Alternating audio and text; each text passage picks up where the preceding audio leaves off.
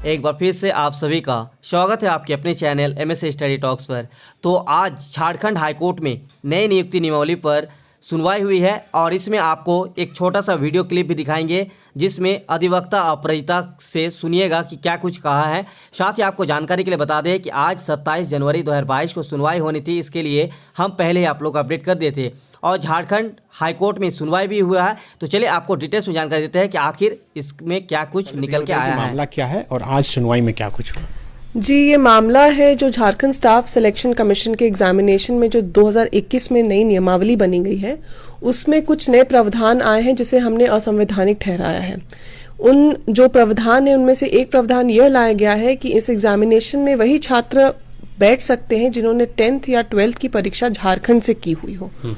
और दूसरा एक प्रावधान था जिसे हमने कहा है कि वो गलत है कि उन्होंने हिंदी और इंग्लिश जो मेन दो भाषाएं जो बोली जाती है हमारे स्टेट में उसको हटा दिया गया है रीजनल लैंग्वेज से, पत्र 2 से, और बाकी रीजनल लैंग्वेजेस को रखा गया है। तो यही हमारा कहना था जिसे हमने कहा था कि ये न केवल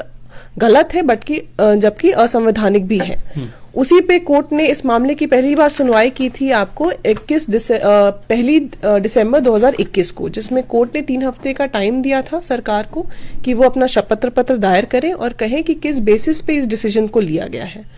तो 3 हफ्ते गुजरने के बाद आज भी काउंटर एफिडेविट जो हम लोग कहते हैं शपथ पत्र वो दाखिल नहीं किया था और जो 21 तारीख थी जब उन्हें काउंटर एफिडेविट फाइल कर देना चाहिए था उस ना करते हुए वो 22 से सारे विज्ञापन को प्रकाशित कर देते हैं। तो हमने ये भी कोर्ट को दिखाया कि किस तरीके से इन लोगों ने मैटर को डिले करने की कोशिश की है।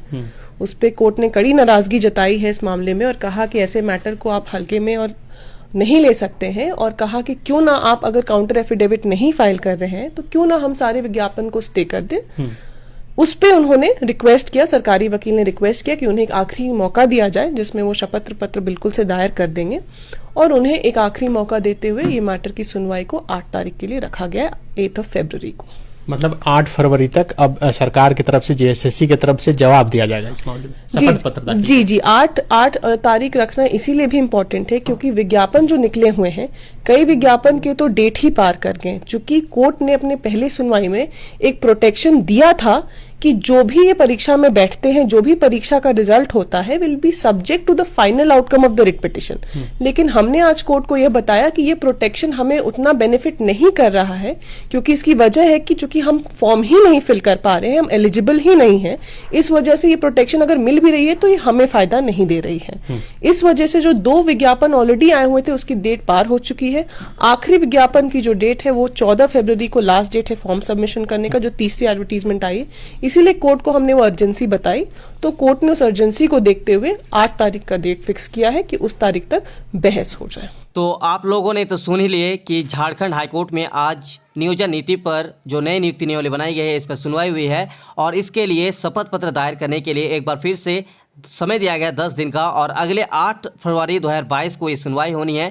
लेकिन यहाँ पे बताया जा रहा है कि ये अगली जो 8 फरवरी 2022 को सुनवाई होनी है वो फाइनल सुनवाई हो सकती है। तो चलिए इसी तरह से हर एक अपडेट आप लोगों तक पहुँचाते रहेंगे, चैनल पर बने रहिए और वीडियो को एक छोटा सा लाइक जरूर कर दीजिएगा।